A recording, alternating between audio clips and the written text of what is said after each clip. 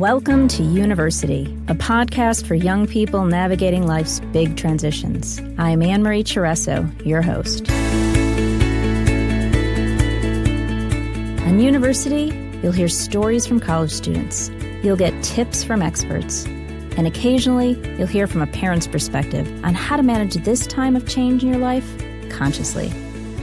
Find yourself, find your purpose, find your people, and pursue you fearlessly. This week, I want you to meet Amanda Elert. Amanda is a junior at the University of Wisconsin-Madison, and she talks to me about how to merge her passion for sports with a practical career. We talk about how to make a career in sports as a female and what it's like to be a woman pursuing a career in a predominantly male field, and how she's gone about finding role models and knowing how to trust herself through the process. Amanda also talks a lot about dealing with doubting herself, the best and most important lesson she's learned in college so far, and hint, it has nothing to do with academics. And she shares with us the importance of authenticity, how to pursue summer internships, and the importance of networking and making connections to help propel yourself in the direction you want to go. You're not going to want to miss this episode, so listen in. So this piece has got me so interested and curious.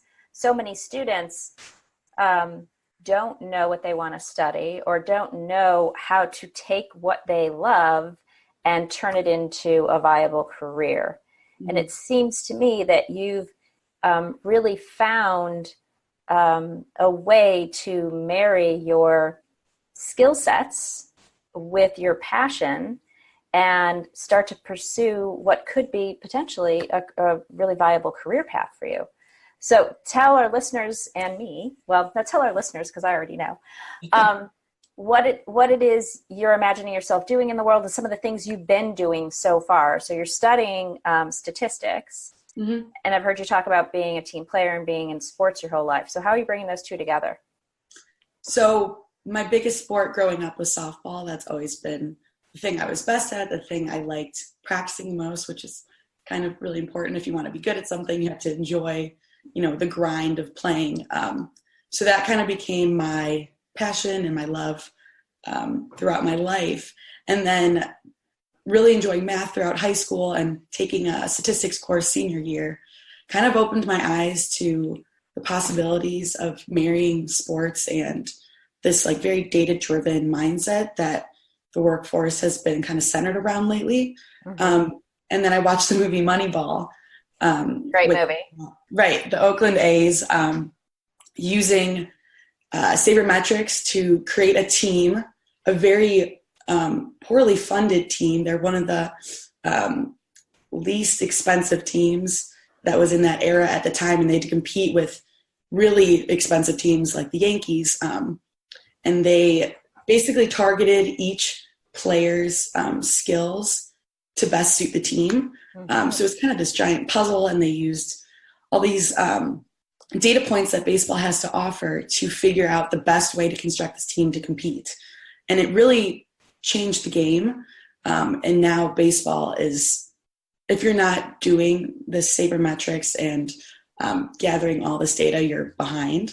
And it's just such a big field in that sport, and it's picking up in other leagues as well. Like the NBA has analytics departments, and I've actually talked to one of the women that works at the NBA headquarters doing this type of research and analyzing the trends within the NBA, similar to Moneyball, but more for the whole league rather than just a team, which is super fascinating.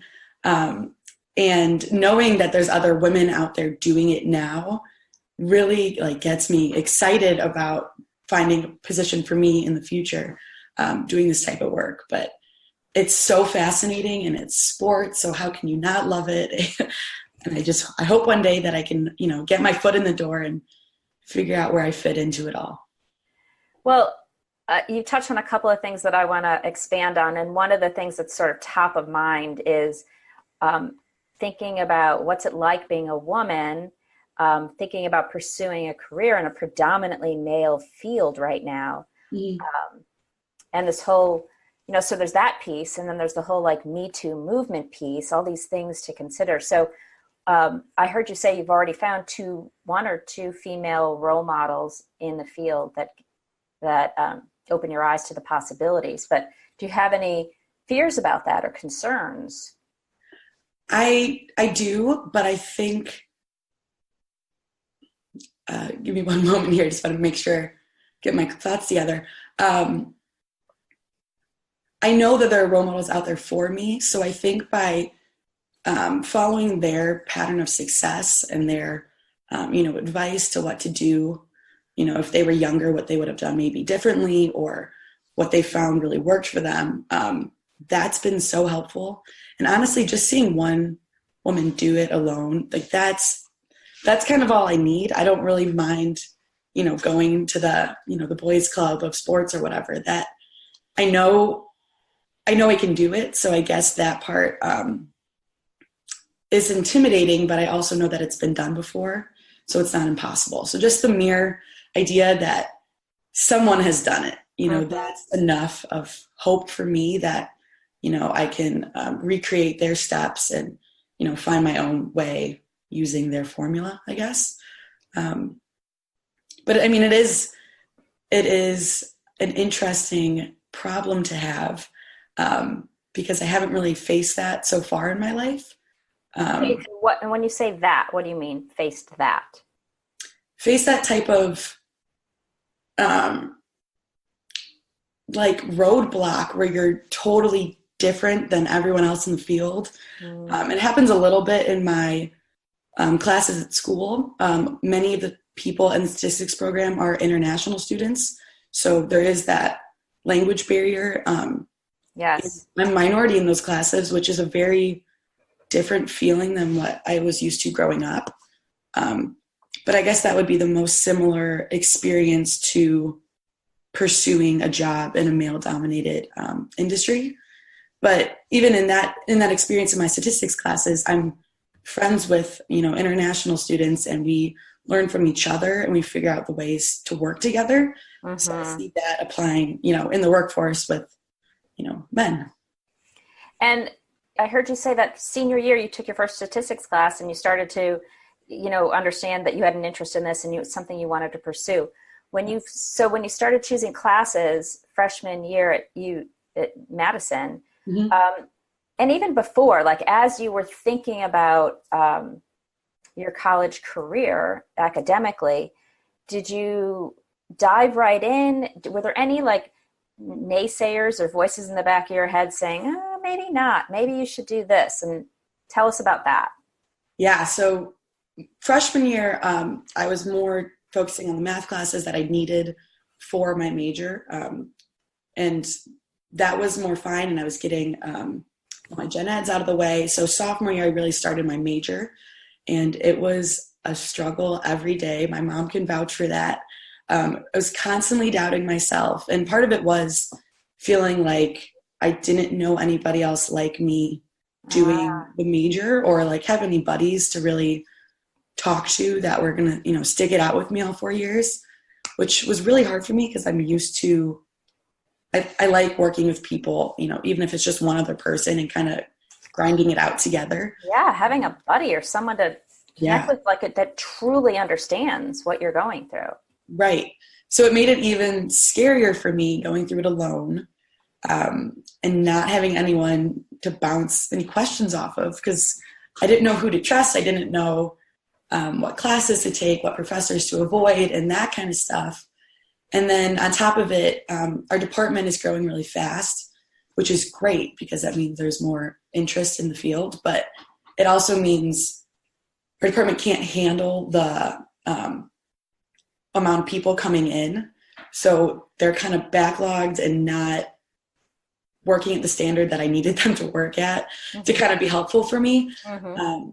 So I doubted myself every day. I called my mom. I was like, there's no way I can do this. I'm not good enough. I'm not as smart as these kids. And, it's a very theoretical major right now, which is like so not my forte, or it wasn't at the point. I'm trying to get better at it, but I really like trying to get better at being theoretical. Is that what you mean? Yeah. I'm just trying to get in that mindset of deep thinking, because I always liked the more applied aspects, which is, why I want to work in sports. I like that area of applying the knowledge. But it was a struggle. And then I actually had one of my math professors say, first day of class, and he goes, "You need to be comfortable with being uncomfortable," which was like stuck with me throughout college, because once you understand that and kind of live that saying, you realize that everyone is struggling in their own way. And once I kind of got that, after my first semester of sophomore year, everything started slowly coming together. And whether or not I was struggling, I just kind of realized, like, hey, as long as I'm doing everything that I can, I still might be uncomfortable, but if I'm reaching out to professors, trying to study with other people and putting myself out there, that's where the reward is going to come in, Absolutely. Wow. I mean, that professor, like, I think was worth all the tuition for your whole 4 years. Like, this learning to be comfortable with being uncomfortable doesn't just apply to your major or to that class or to that moment. That applies to your entire life, because you're going to be facing lots of uncomfortable moments for the rest of your life. I hate to break it to you, but you know this already. And this is part of being human. So I really appreciate you taking that in and embodying it in a way that you could apply it and use it as you navigate this time in your life. Right. And even with finding a job, I mean, it's so applicable there. Or asking for informational interviews. It's the first time I did it, I was like kind of sick to my stomach, because I was like, how am I going to keep the conversation going? How am I going to be insightful and memorable? And realizing that I was uncomfortable and kind of using that as, fuel. Like, yes, I'm uncomfortable, but let's, prepare a little more to get more comfortable, or let's just acknowledge the fact that I was uncomfortable. Yeah. And then it just kind of slowly dissipates as I start talking. But it was definitely the best lesson I've learned in college so far. The thing that we talk a lot about on this podcast is authenticity. And so when you do this thing we call reveal versus conceal, which is I'm revealing that I'm uncomfortable. And you just named that in that revealing, in being authentic, honest, true, what's really here right now is some discomfort. You're right. It dissipates it. It almost takes it takes the heat away. Now you're available to be really authentic and honest, which is what people are really seeking, no matter what, whether you're in an interview or in relationship to someone or whatever we're doing, right? Totally. Yeah. I mean, if you're not authentic, what do you have? Everybody can see through, the fakeness. So, and social media adds to that. But I think it makes, especially my generation, more keen to spotting out when someone's being fake, just because it is prevalent on social media. I don't know if all kids you've talked to kind of feel that way, but it's easy to spot when someone's faking or making themselves seem more elevated than they actually are in the moment. It's so true. And social media is all about that. And most of the students we're talking to are noticing this relationship to, fake news. Social media is our own version of fake news. Well, I really appreciate you noticing that and being aware of that. And I do think that's going to serve you throughout your life in so many ways. And it seems to me like you've had a lot of success so far getting internships. So I want to hear a little bit about some of the work you've done, right? Because you're on it. Like, there's a lot of students as juniors who still don't have their major or their career path figured out, which I want to say, by the way, is totally okay. Yeah. We don't all have it figured out early on. And I think it's a real gift, A, not only that you had it figured out, but B, that you were willing to go for it, and that those voices didn't keep you from pursuing what you're really passionate and excited about. And along that path, it seems like you've afforded yourself some really interesting opportunities in internships and work opportunities. So tell us a little bit about some of the things you've done and how you've set yourself up to get those opportunities. Right. So my internship last summer was with a company based out of Chicago called Exact Sports.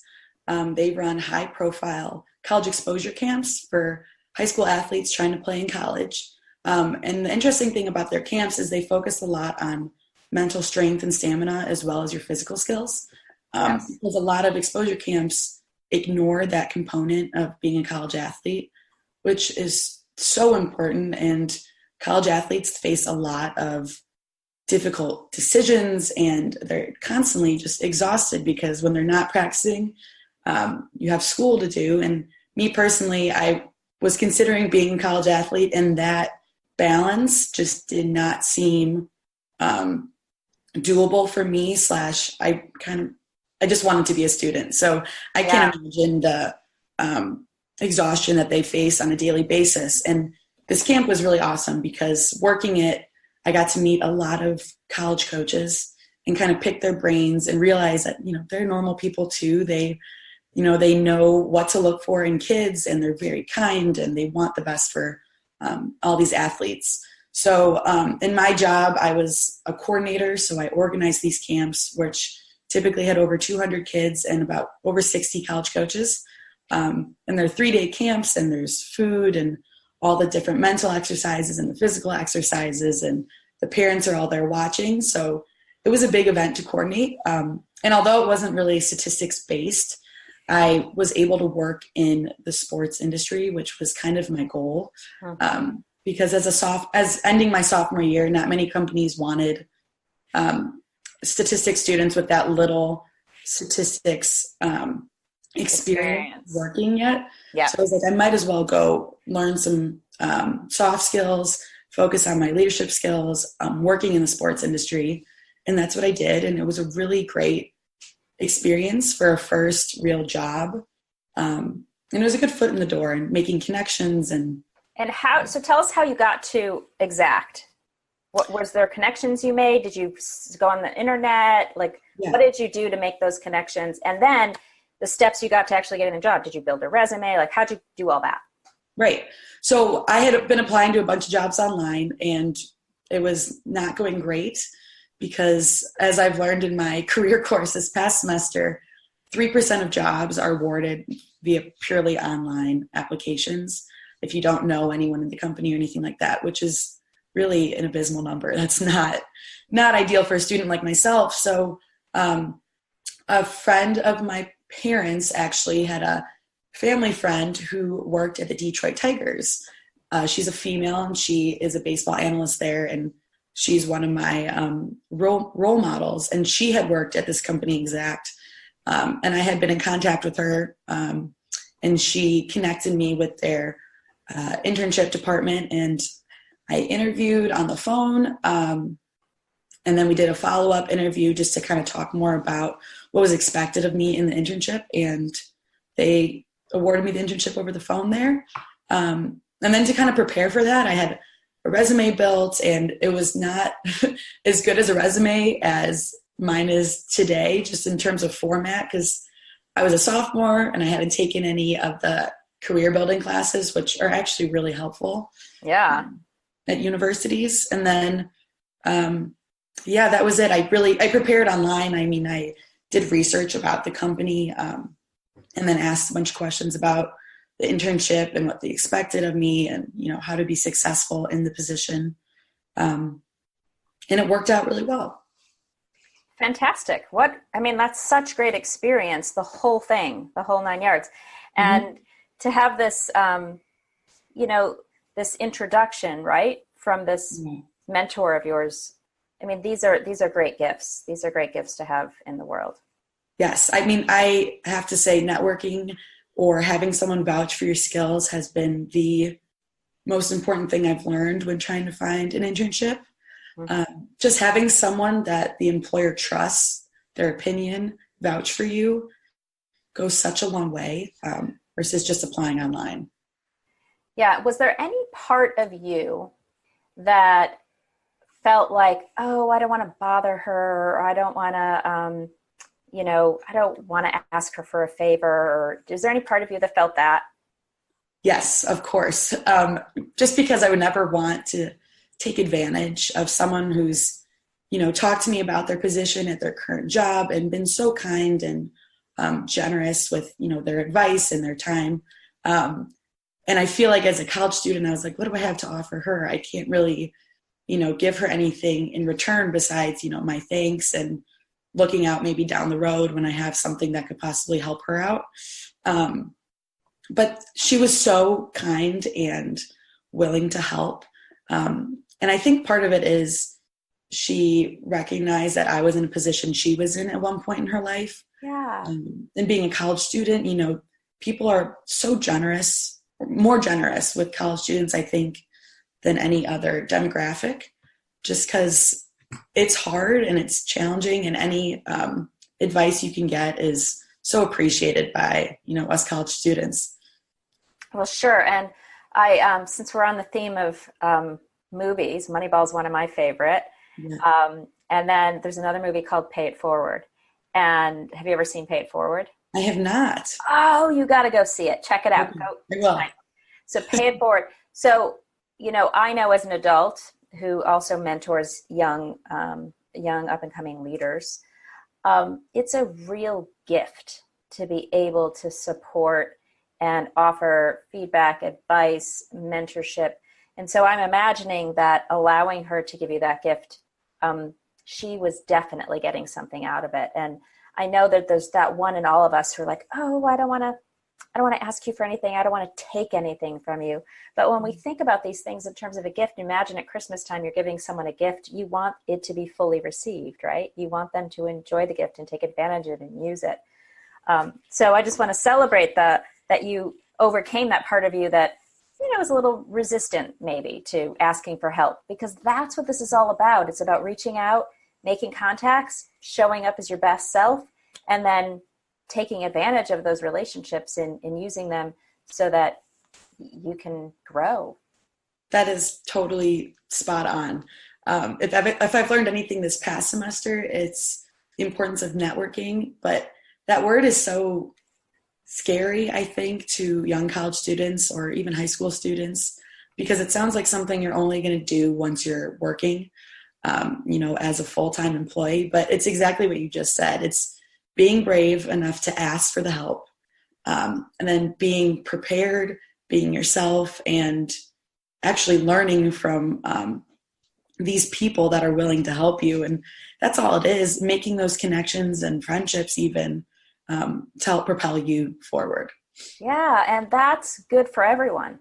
Yeah. That's good for me. That's good for you. That's good for the world. It's good for the company. It's such a, it's like a ripple effect. So, here at university, we're all about supporting the next generation of leaders so that the world can be a better place, right? So that we are creating more conscious and mindful leaders in the world so that you're fulfilled, you're happy, you're leading a life that's truly purposeful and impactful and fulfilling. And when you're happy, everyone around you is going to have that same experience. It's a ripple effect. So that's what we're up to, and that's what we're super passionate about. And I want to celebrate you and all your willingness to, be courageous and take those risks and pursue the things that you're really passionate about, even in a field that may not yet be ready for you, right? Like, I'm not saying it's impossible. I think you're doing it, but it's not. You're kind of a little bit of a trailblazer here. You're a little bit of a trailblazer. I don't know about that, but I am just trying everything in my power to take that first step in the industry, and then hopefully one day be able to help other students like myself that were a little lost, a little scared, but mostly excited, and pay it forward, like you said. And pay it forward. Well, I have a lot of extra questions for you, but we're about at time, so I'm going to close up, and then I'm going to invite you back. Oh, wait, before we close up, I want to hear what you're doing this summer. Do you have another internship lined up? I am currently working on securing a job. I've applied to places outside of the sports industry as well, just because the companies are also super exciting outside the sports industry as well. But you can apply those same skills to whatever industry you're in.